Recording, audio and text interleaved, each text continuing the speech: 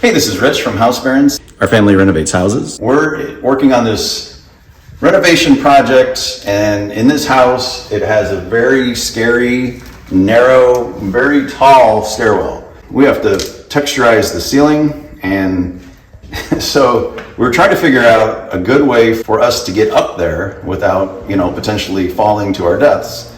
And so Caleb basically designed this scaffolding, and it's all made out of 2x4s. We watched a bunch of other videos, and it seemed like most people were just taking ladders and they're putting planks over toward the stairwell, and it was kind of rickety and a little bit sketchy.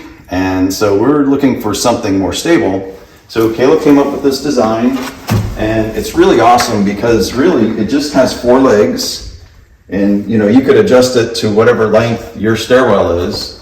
And then the top of it is just made of 2x4s, and they're super solid because they're all cross-braced. And then on top of all that is just a 1-inch piece of OSB. And when you put it all together, it makes this rock-solid structure of which, we're not going to be afraid to be working on top of it because it's so solid.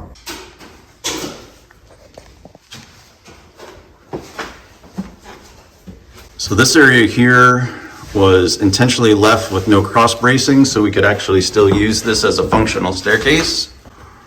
And so hopefully this will give you an idea of how high this ceiling is. We've come up like 16 stairs, and the area we need to work on is up here. And so by putting the OSB down, we'll be able to put our ladder on that platform. And now it's going to be very easy to finish, sanding the drywall and mudding the ceiling and texturizing it. And after we have all our materials up, we can even put more cross bracing here and another piece of OSB. So then this will just be one long walkway.